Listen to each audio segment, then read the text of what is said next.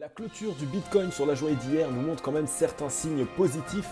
Regardez ici, on voit qu'on a eu une très belle bougie qui a été plutôt pleine de la part des boules. Et si on regarde ici, on voit qu'on a une certaine disposition de chandelier japonais que j'apprécie énormément puisqu'on est revenu ici simplement sur la clôture directement du point le plus haut de la journée corrective du 21 septembre. Et on voit que pour l'instant, on est en train de partir au-dessus. Donc ça peut être plutôt une bonne nouvelle pour le Bitcoin. Par contre, pour l'instant, il n'y a toujours aucun volume. On va aller voir ensemble quelles indications est-ce que cela peut donner, quel mouvement va pouvoir réaliser le Bitcoin suite à cette disposition de bougie. Est-ce qu'on a trouvé un bottom? C'est ce que nous allons voir dans cette vidéo.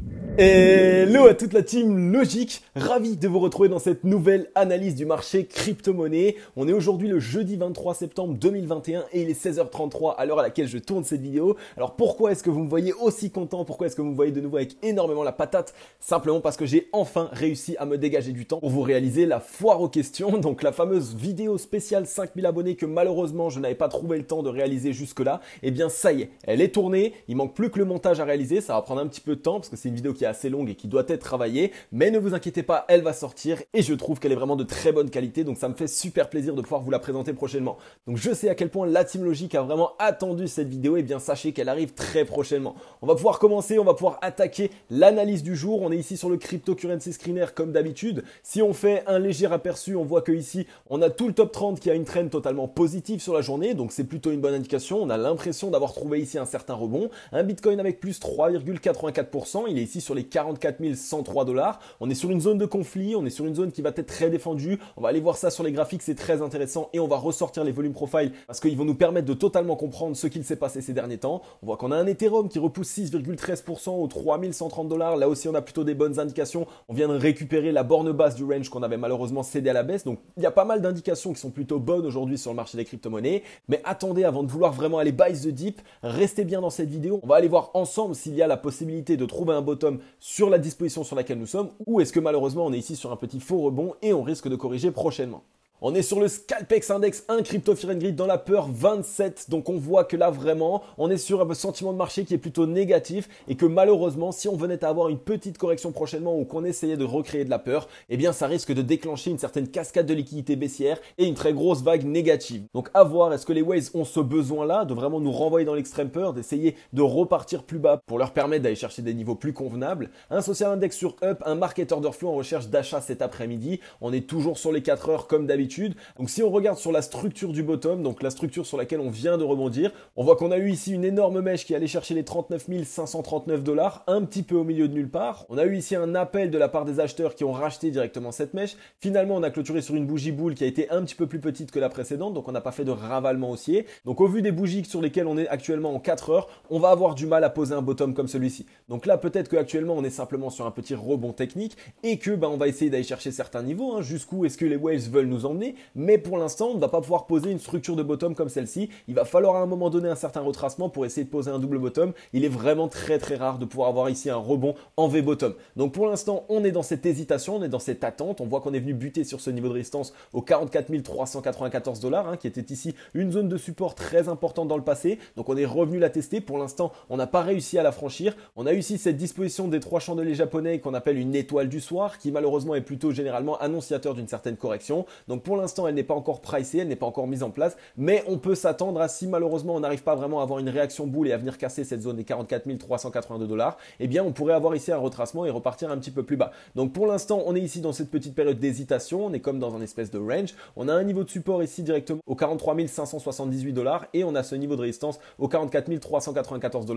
Donc si on casse à la baisse évidemment le niveau de support sur lequel nous sommes, on va partir plus bas. Par contre, si on arrive ici à inverser et à venir casser ce niveau de résistance aux 44 394 $, alors on pourrait essayer d'aller viser certaines targets un petit peu plus hautes, mais attention, on n'est toujours pas sur une structure de bottom.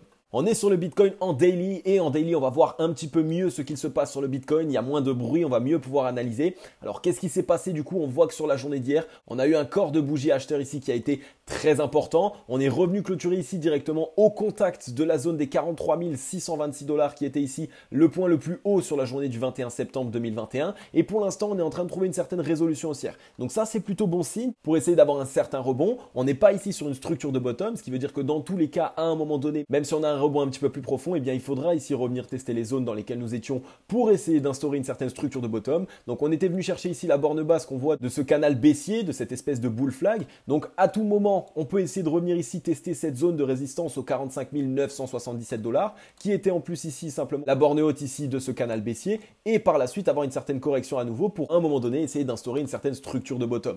Donc là actuellement on est sur un simple rebond technique, on n'a pas le réel bottom qui est posé, on va de toute façon avoir une certaine correction prochainement ou alors une certaine latéralisation pour par la suite essayer de trouver une résolution. On a ici quand même les bears qui se montrent, mais ce matin les bulls ont bien racheté la mèche. On voit qu'on est en train de réintégrer le range dans lequel nous étions. Rappelez-vous, on avait ici cette borne basse aux 42 893 $ qu'on est en train de réintégrer. Donc on est plutôt là sur une bonne indication. Il va falloir surveiller ce qu'il se passe. On voit qu'en termes de volume pour l'instant, c'est toujours les bears qui ont très nettement la main. Donc on va attendre que les bulls se montrent un maximum. On va essayer de regarder au niveau des volumes profile. Vraiment, c'est un indicateur qu'on devrait passer quasiment dans toutes les vidéos parce que il est super puissant et il nous explique assez simplement pourquoi est-ce qu'on a trouvé support sur ce niveau et pourquoi est-ce qu'on pourrait trouver un certain niveau de résistance au-dessus de notre tête. Alors regardez un petit peu ce qu'il se passe. On voit qu'ici on a eu un énorme creux du volume profile. Donc quand on a eu la correction, sur cette bougie ici, on a dû essayer vraiment de mettre du volume pour avoir vraiment une cassure ici de ces grosses zones de volume profile qui étaient des niveaux de support très importants. Et par la suite, on s'est directement enfoncé. On est venu trouver ici support simplement sur des pics de volume profile qui sont des niveaux de support très importants, qui ont été du coup des zones qui ont été très travaillées dans le passé.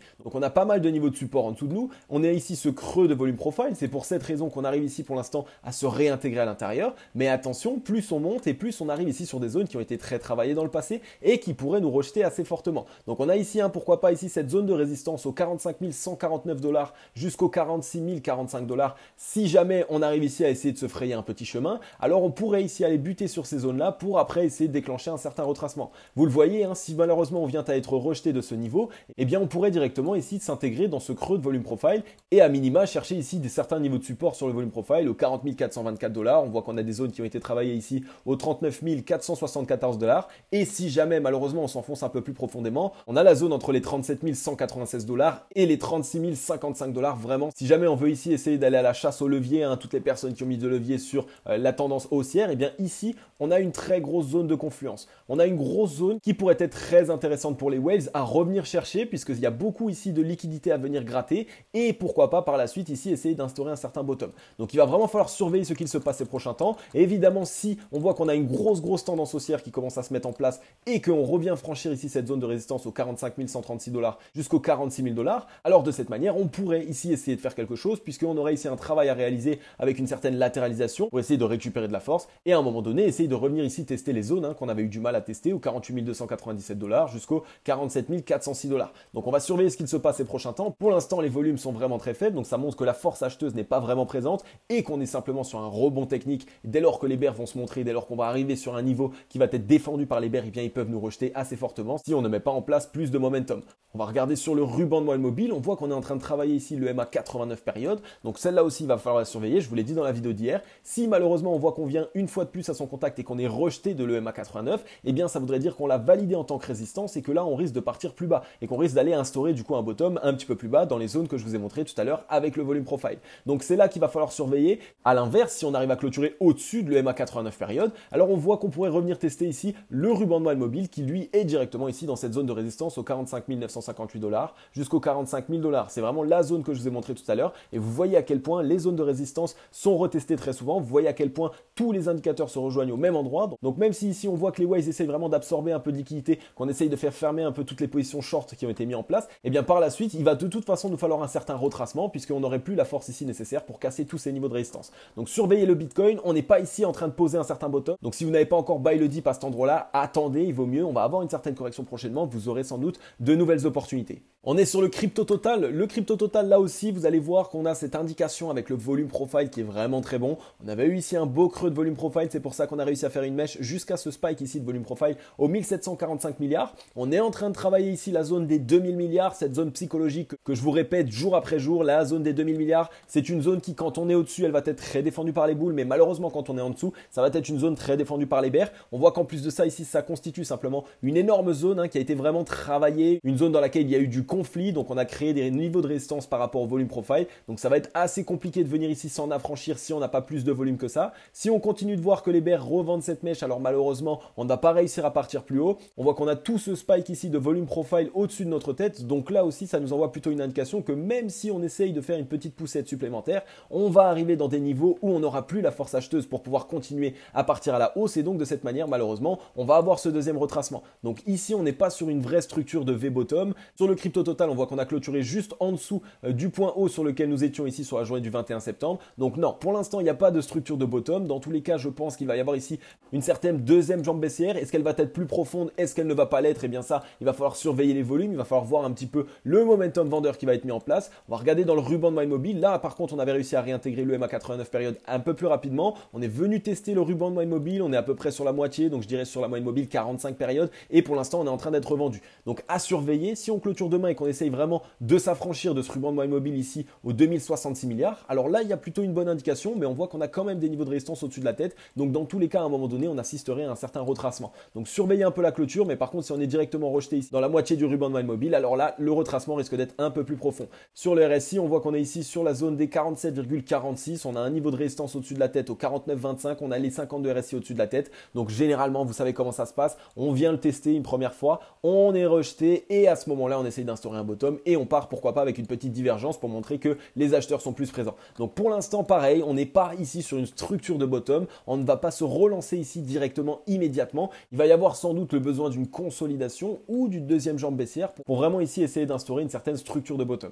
Sur le crypto total incluant les altcoins, c'est la même chose. On est venu ici s'intégrer directement dans un creux de volume profile. On voit que c'est pour ça qu'on a réussi à trouver du support seulement aux 998 milliards parce qu'ici il n'y avait pas vraiment de support. On est en train de repartir à la hausse. On teste un niveau de résistance important aux 1191 milliards qui nous avait ici rejeté très fortement dans le passé. On n'avait pas réussi à le casser du premier coup. On a eu ici quasiment 5 tentatives avant de réussir à le casser. Donc c'est plutôt une zone qui est assez dure. Même si, imaginons, on essaye de s'en imprégner, on voit que juste au-dessus, on a directement les 1211 milliards ici qui représentent un spike de volume profile, donc une zone qui a été très travaillée, on le voit notamment à ce niveau-là, et donc de cette manière, à un moment donné, on va quand même être rejeté sur cette zone parce qu'on n'aura pas forcément la force nécessaire parce que les boules n'auront pas forcément la force nécessaire pour se raffranchir de ce niveau. Donc là aussi, on a en plus de ça une mèche bear qui commence à être vendue. Donc là aussi, on a plutôt cette indication qui nous enverrait par une deuxième jambe baissière. On voit qu'on aurait toujours ce creux de volume profile, donc je pense qu'on viendrait le céder. Donc à minima, on reviendrait chercher ici ce niveau de support entre les 1031 milliards et les 994 milliards. Donc c'est une zone ici qui est plutôt psychologique. Les 1000 milliards, une fois de plus, zone psychologique pour la majorité des investisseurs. Donc il va falloir surveiller cette zone. On voit qu'au niveau de volume bull, on a des volume bulls qui sont moins importants que les volumes bear, donc plutôt une mauvaise indication. C'est pas vraiment signe d'avoir un bottom. Là, on est pratiquement sur la zone des 52 RSI, donc on va sans doute clôturer à son contact. Et je pense que sur la journée de demain, on va essayer d'entamer ici une certaine correction. Par contre, si un excès de folie arrive, qu'on commence à avoir énormément de volume, qu'il y a des fonds qui commencent à rentrer et qu'on casse la zone des 52 RSI, qu'on casse ces niveaux de résistance, il y a toujours des possibilités. Mais actuellement, évidemment, on va se mettre du côté de la probabilité. Et il y a bien plus de probabilité d'avoir ici une certaine correction, d'avoir une deuxième jambe baissière pour essayer d'instaurer une certaine structure de bottom, pour avoir ici quelque chose qui est sain pour pouvoir rebondir. Et ensuite, on est sur Ethereum, et qu'est-ce qui se passe sur Ethereum? C'est la même chose, on a eu ici cet énorme creux de volume profile, donc ça a été assez simple pour les bears de vraiment nous renvoyer, de nous rejeter sur ces niveaux. On voit que dès lors qu'on commence à avoir du volume profile, eh bien ça devient un niveau de support assez important. Sur les 2650 $ ici, on a les premiers spikes de volume profile. Qu'est-ce qu'on a fait? On a assisté à un rebond, du coup on a facilement, et on l'a vu sur la journée d'hier, elle a été explosive, récupérer ce niveau-là parce que c'est un gros creux de volume profile. Mais dès lors qu'on arrive ici sur des zones qui sont assez importantes, qui ont été travaillées, eh bien là on voit que c'est plus la même chose. Donc qu'est-ce que ça montre? Ça montre qu'en fait on est simplement sur un rebond technique, qu'on a réussi facilement à dévier les bears parce que ici c'est une zone qui n'a pas été très travaillée, c'est une zone qu'on peut franchir assez facilement, mais à cet endroit ça nous montre qu'on n'a pas le momentum acheteur nécessaire pour pouvoir s'en affranchir. Donc pour l'instant par rapport aux indications qu'on a, on est plus sur un momentum acheteur qui commence à s'essouffler ici et donc avoir une certaine correction et encore donc une certaine deuxième jambe baissière. On est passé ici au-dessus par contre de la zone des 2952 $ qui était simplement la borne basse du range, donc on l'a réintégré, pour l'instant c'est plutôt une bonne indication. On est sur une résistance, on est sur ici un spike de volume profile, donc il y a pas mal de niveaux qui vont être assez durs à franchir. Sur Ethereum, il nous faudrait vraiment une explosion demain, il faudrait qu'on essaye de récupérer ici les 3331 $ puisque ça nous permettrait ici de s'affranchir de cette zone de résistance pour pouvoir par la suite essayer d'instaurer quelque chose, peut-être une latéralisation qui pourrait avoir une résolution haussière. Donc Ethereum pareil, on a du volume bull qui n'est pas très présent, on a eu 3 volumes bear qui ont été croissants, donc ça c'est plutôt une indication que le momentum vendeur commence à être de plus en plus présent sur cet actif. Au niveau du RSI, ici, on est ici en train de travailler la zone des 44,63 qui est une zone de résistance assez importante. Donc si on vient à être rejeté sur la journée, qu'on clôture simplement au contact de cette zone de résistance et qu'on vient à être rejeté, alors là on est quasiment sûr qu'on va aller chercher une deuxième correction pour essayer d'instaurer un certain bottom. Par contre, si on casse ce niveau, on a la zone ici des 47,57, par la suite on a même les 50 de RSI, donc on a pas mal de niveaux de résistance. Là aussi, c'est des zones qui pourraient jouer leur rôle et dans tous les cas, on devrait avoir ici une certaine correction, on devrait être rejeté à un moment donné puisqu'on n'a pas énormément de momentum au vu de ce qu'il se passe sur Ethereum.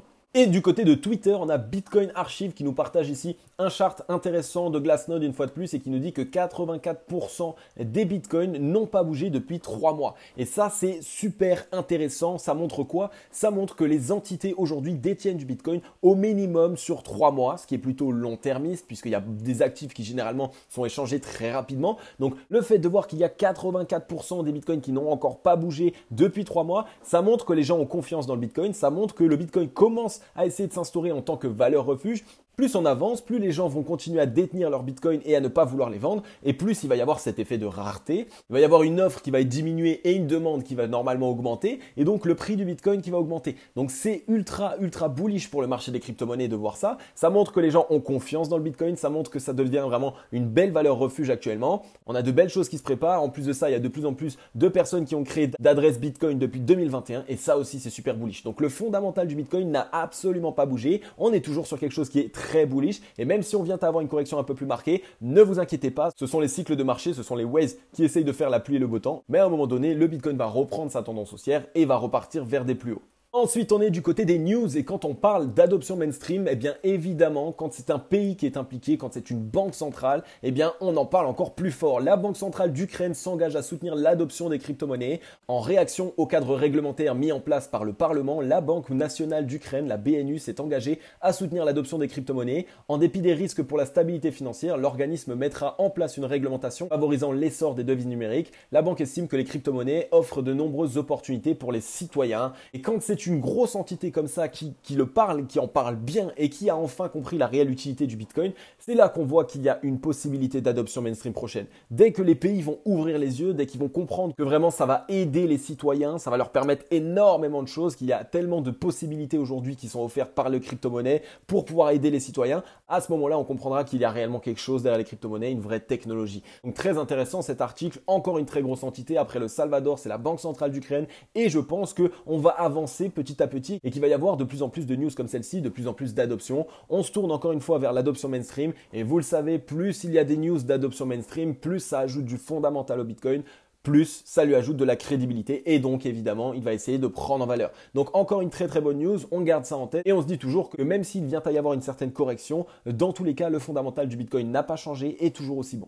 La plateforme Crypto.com du CRO signe un partenariat avec les 76 Years de Philadelphie. Donc on est sur le basket et là on voit encore en parlant d'adoption mainstream que Crypto.com, vraiment les amis, je vous le dis, aujourd'hui c'est une société qui ne fait pas énormément parler d'elle, d'accord? On est d'accord que le CRO actuellement n'explose pas, mais dès lors qu'on va comprendre qu'ils sont vraiment en train ici de se poser sur un petit peu toutes les branches qu'il y a possibles sur la planète, ils sont vraiment partout Crypto.com actuellement. Donc en matière de com, vous allez le voir dans les prochains temps, Crypto.com va vraiment avoir un énorme coup de boost. Le CRO est à surveiller évidemment. Dans le basket, c'est quelque chose qui va être vu par énormément de monde. On l'a vu qu'ils sont aussi dans la Formule 1. Ils sont vraiment dans énormément de secteurs et c'est super intéressant de voir ça. La plateforme Crypto.com vient de signer un accord de partenariat avec les 76 Years de Philadelphie, une célèbre franchise NBA. Le logo de l'entreprise apparaîtra désormais sur les maillots des joueurs et la franchise lancera prochainement une collection de tokens non fongibles, donc de NFT sur la plateforme Crypto.com/NFT. Et voilà. Encore une fois, ce ne sont que des bonnes news. Je pense qu'elle va être à surveiller pour les prochaines années. Crypto.com favorise un maximum l'adoption mainstream. C'est une plateforme qui est ultra intéressante pour les débutants, pour des personnes qui ne se débrouillent pas super bien, qui n'ont pas envie de trader, qui ont envie de détenir des crypto-monnaies sur le long terme. Donc c'est très intéressant encore une fois de voir ce type de news. On accélère l'adoption mainstream, on fait en sorte de rendre plus visible le marché des crypto-monnaies. Et donc voilà, un grand bravo à Crypto.com. Je pense que c'est un peu la mission de tout le monde en ce moment. Ok les amis, j'en ai fini avec cette vidéo. Comme d'habitude, j'espère qu'elle vous aura plu. un maximum. J'ai encore une fois plus kiffé faire cette vidéo. Je vous jure les amis, j'adore faire les vidéos au quotidien, que ce soit les analyses graphiques ou les vidéos un peu spéciales, tout ce qui est tutoriel, tout ce qui est FAQ comme je viens de la faire. Donc vraiment en fait je kiffe vous faire des vidéos parce que vous me le rendez super bien et j'ai l'impression que ça vous aide. Je vois vraiment dans les commentaires une certaine évolution du niveau. Il y a des questions qui commencent à être plus poussées. On commence à avoir des débats avec des abonnés et c'est super intéressant. C'est vraiment ça que je veux mettre en place. Une vraie communauté, une vraie famille. On se partage des infos. On essaye de se partager des scoops aussi pour dénicher les prochaines pépites. Je pense que au plus on est, au plus on regarde le marché des crypto-monnaies et plus évidemment on va ensemble pouvoir faire de très grandes choses. On est 8500. Si toi qui regardes cette vidéo mon ami, je t'invite à t'abonner. Ça va te prendre 3 petites secondes. Abonne-toi, active la cloche. Pourquoi? Pas pour me faire plaisir, même si ça va me faire super plaisir et que ça va récompenser mon travail. Et surtout pour te permettre à toi d'accéder à une analyse du marché crypto-monnaie par jour dans laquelle je t'explique ce qui se passe sur le marché des crypto-monnaies. Je te mets en avant la tendance qui se dessine sur le Bitcoin, sur les altcoins. Je te présente des news et des actualités et évidemment ce que vous kiffez le plus, je vous analyse des projets qui sont dans de superbes dispositions pour réaliser les meilleurs profits possibles. Donc n'hésite pas aussi à me donner en commentaire un actif que tu aimerais que j'analyse ces prochains temps. Et évidemment, on va attendre un petit peu que le Bitcoin trouve sa réelle résolution, mais par la suite, on va repartir dans les altcoins, on va repartir dans ce qu'il est à partir du moment où le Bitcoin commencera à se calmer et arrêtera d'en faire des siennes. Donc voilà, en tout cas, si cette vidéo t'a aidé un maximum, n'hésite pas à mettre un gros like et à me laisser un commentaire de soutien ou quoi que ce soit, ça fait toujours super plaisir et vous savez, je lis entièrement tous vos commentaires et comme d'habitude, je vais vous laisser, je vais vous souhaiter à tous et à toutes une agréable journée ou une agréable soirée. C'était Cryptologique. Ciao, bye bye.